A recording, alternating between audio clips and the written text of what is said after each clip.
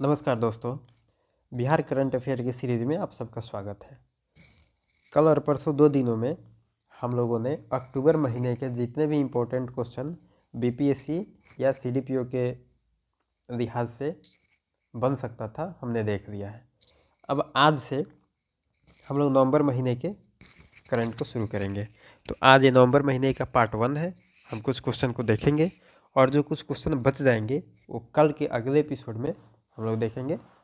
और कल नवंबर महीने के जो बचे हुए क्वेश्चन है उनको भी कंप्लीट कर लेंगे। तो आज और कल हम लोग का जो सीरीज चलेगा ये नवंबर महीने के करंट अफेयर के लिए चलेगा। तो आइए हम पहला क्वेश्चन इसमें देख लेते हैं।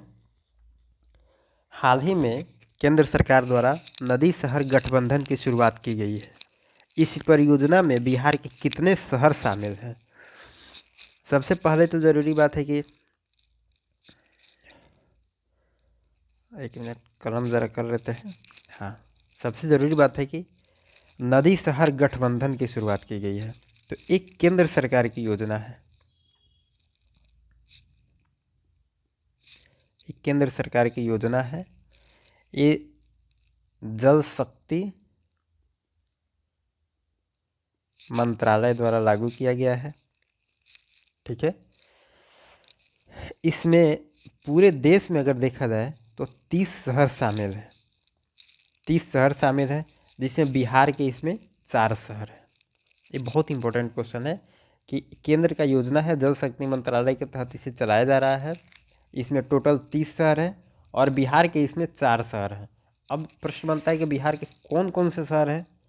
तो पहला शहर वही शहर होगा जो नदी के किनारे बसा होगा, पटना, बेगूसराय, मुंगेर और भागलपुर। ये चारों शहर हैं, ये चारों शहर इसमें शामिल हैं। ठीक है, तो हमने इस क्वेश्चन के रिगार्डिंग जितने क्वेश्चन बन सकते थे सारे क्वेश्चन हमने देख लिया। अब आगे देखते हैं। दूसरा क्वेश्चन है हमारा, ई विधानसभा को लागू करने वाला प्रथम राज्य कौन सा है? एक ऐप है, नेवा ऐप, नेशनल ई विधान ऐप।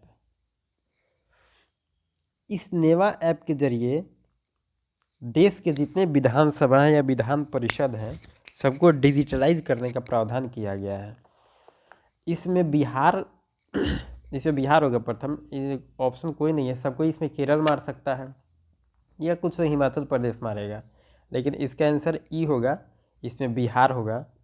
बिहार फर्स्ट स्टेट बना है जो कि नेवा ऐप को लागू किया है। और बिहार देश का पहला डिजिटल हाउस, पहला डिजिटल हाउस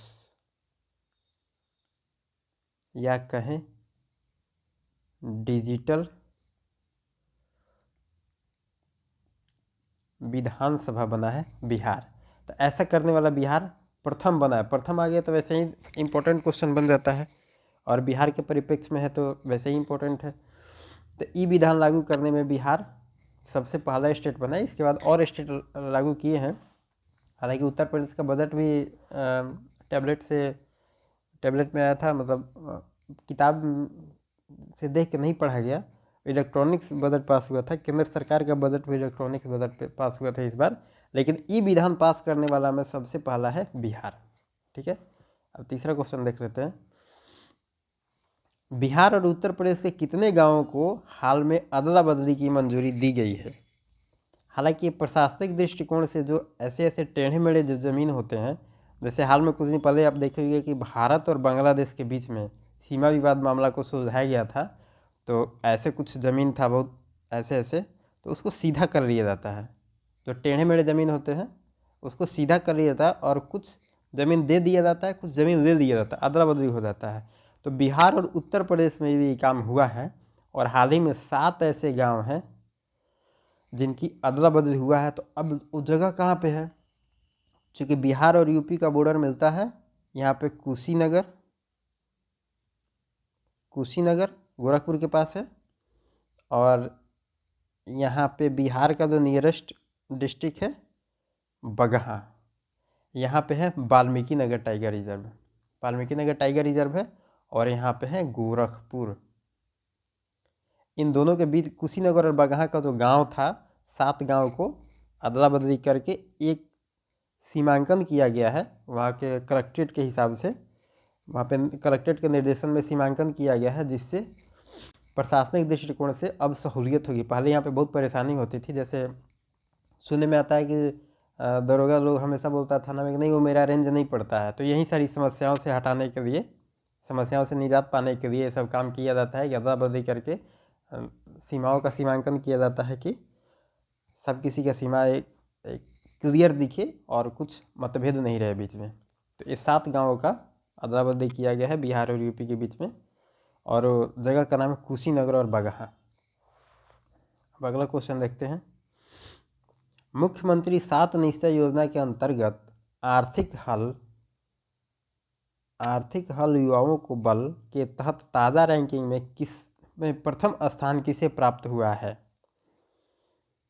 इसमें 7 निश्चय योजना बहुत इंपॉर्टेंट है। पिछली बार योजना में पूछा हुआ है कौन कौन शामिल, पिछली बार पूछा था कि 7 निश्चय योजना में कौन शामिल नहीं है, इस टाइप का क्वेश्चन पूछा था।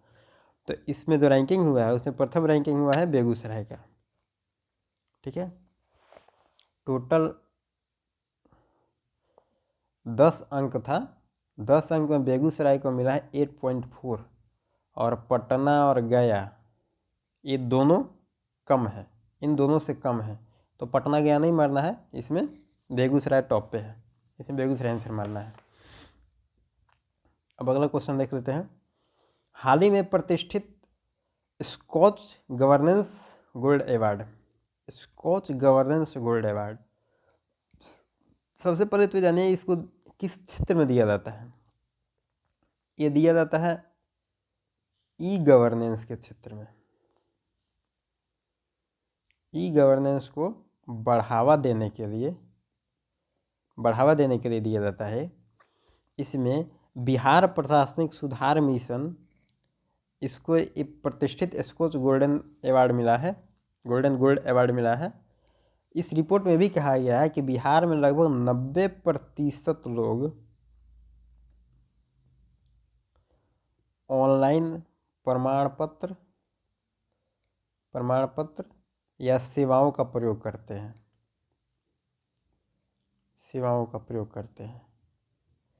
मतलब बिहार का स्थिति देखिए, अगर शिक्षा में देखिए तो सबसे नीचे है, शिक्षा में सबसे नीचे है। और गवर्नेंस में देखिए, डिजिटलाइजेशन में देखिए सबसे ऊपर है। ये भी एक विचित्र स्थिति है, जहाँ पे शिक्षा सबसे ज़्यादा है वहाँ पर डिजिटलाइजेशन सबसे ज़्यादा हो रहा है। ये भी विचित्र स्थिति है। अब अगला क्वेश्चन देख लेते हैं। हाल ही में छठे अंतर्राष्ट्रीय धर्म धम्म कॉन्फ्रेंस का आयोजन कहाँ किया गया? ये बहुत इंपॉर्टेंट क्वेश्चन है।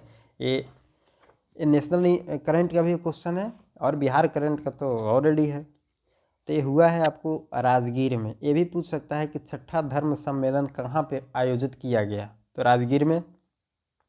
किसके तहत कराया गया? नालंदा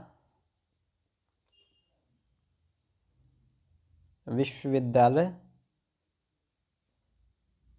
की मेज़बानी में कराया गया है। ठीक है, इसके उद्घाटन में ये भी पूछ सकता है उद्घाटन किसके द्वारा किया गया था? इसके उद्घाटन किया गया है उपराष्ट्रपति श्री वेंकैया नायडू ने उनका उद्घाटन किया। जनरली आदमी इसमें मारेगा मुख्यमंत्री या राज्यपाल या राष्ट्रपति या प्रधानमंत्री, लेकिन ये सब नहीं है, इनमें उपराष्ट्रपति आए थे उद्घाटन करने के लिए। तो छठे अंतर्राष्ट्रीय धर्म धम्म कॉन्फ्रेंस का कहाँ पे किया गया है? बिहार में अगर पूछे तो राजगीर में। एकदम राजगीर शहर भी याद रखिएगा, क्योंकि डायरेक्ट यही क्वेश्चन आ सकता है कि कहाँ पे आयोजित किया गया है। अगला क्वेश्चन देख लेते हैं।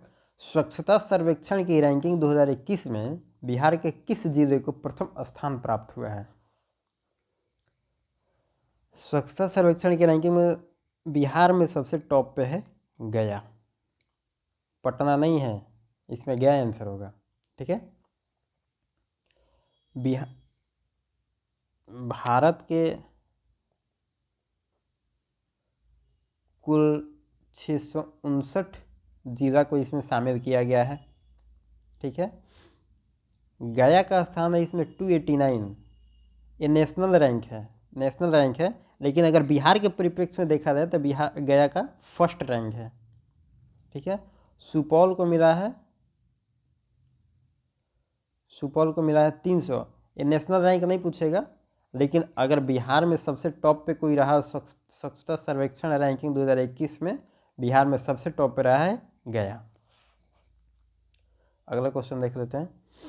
स्वच्छता सर्वेक्षण की रैंकिंग 2021 में बिहार का कौन सा सबसे स्वच्छ गंगा शहर है? हालांकि देखने में सब क्वेश्चन एक ही टाइप लग रहा है, लेकिन ये गंगा शहर की बात कर रहा है। वैसे शहर जो गंगा के किनारे बसे हैं वो उनमें सबसे स्वच्छ कौन है? तो बिहार के अगर रैंकिंग में देखें तो बिहार के तो बहुत सारे जिला से गंगा गुजरती है, लेकिन सबसे अगर स्वच्छ शहर की हम बात करें तो वो है मुंगेर। बिहार में सबसे स्वच्छ गंगा शहर मुंगेर है, फर्स्ट में है। वहीं अगर पूरे भारत में बात करें तब मुंगेर का स्थान है सेकंड। भारत में मुंगेर का स्थान सेकंड हो जाता है, और बिहार में के परिप्रेक्ष्य अगर बात करें तो बिहार में फर्स्ट हो जाता है। ठीक है। अगला क्वेश्चन देख लेते हैं। स्वच्छता सर्वेक्षण की रैंकिंग 2021 की राज्यों की रैंकिंग में बिहार का कौन सा स्थान रहा? ये ओवरऑल रैंकिंग की बात कर रहा है। ये ओवरऑल रैंकिंग की अगर हम बात करें तो पूरे राज्यों के परिप्रेक्ष्य में बिहार की रैंकिंग है 17, और बिहार 17वीं रैंक पे अकेले नहीं है, बिहार के साथ नागालैंड भी है। नागालैंड प्लस बिहार दोनों है 17वें रैंक पे। अब इम्पोर्टेंट क्वेश्चन है कि इसमें प्रथम कौन सा है? इसमें प्रथम है छत्तीसगढ़, और लास्ट में है वेस्ट बंगाल। वैसे लास्ट की जरूरत नहीं है, एक प्रथम याद रख लीजिएगा छत्तीसगढ़, और अपना बिहार का रैंक है 17। ठीक है। हाँ, ये क्वेश्चन देख लेते हैं। अच्छा है। बिहार में पहली बार हो रहा है पक्षियों की गणना, तो ये इम्पोर्टेंट है। बिहार में पहली बार पक्षियों की वृहत गणना की घोषणा की गई है, यह कब से शुरू कराने का प्रावधान है? तो इसके पहले प्रस्ताव बना था, हालांकि लेकिन उसको लागू नहीं किया गया, लेकिन इस बार प्रस्ताव बना है और उम्मीद है कि लागू भी किया जाएगा। तो ये फरवरी 2022 से इसको लागू कराने का प्रावधान है, मतलब अगले महीने से। और इसका लक्ष्य है कि 2 साल में इसको पूरा कर लिया जाएगा। इससे पता चलेगा कि बिहार में कितने पक्षी हैं, कितने मतलब नए पक्षी आए हैं कुछ दिनों में, कुछ पुराने पक्षी जो मर गए, सबकी गणना होगी, सब पता चलेगा। उसके बाद रिपोर्ट आएगा तो और सारा कुछ पता चलेगा। ठीक है। तो फरवरी 2022 से अभी स्टार्ट होगी, और 2024 तक इसको पूरा करने का लक्ष्य है। ठीक है। कल हमने क्वेश्चन पूछा था आपसे कि चुनाव का बिहार मॉडल किस राज्य के पंचायत चुनाव में अपनाया जा रहा है? ये बढ़िया क्वेश्चन है, आप देखिएगा और इसको कमेंट बॉक्स में लिखिएगा कि इसका आंसर क्या होगा। चुनाव का बिहार मॉडल किस राज्य के पंचायत चुनाव में अपनाया जा रहा है? वो कौन राज्य का पंचायत चुनाव है जिसमें बिहार के मॉडल को अपनाया जा रहा है? आप इस आंसर को कमेंट बॉक्स में लिखिएगा। चलिए, बहुत बहुत धन्यवाद। कल मिलते हैं। बाय। Thank you.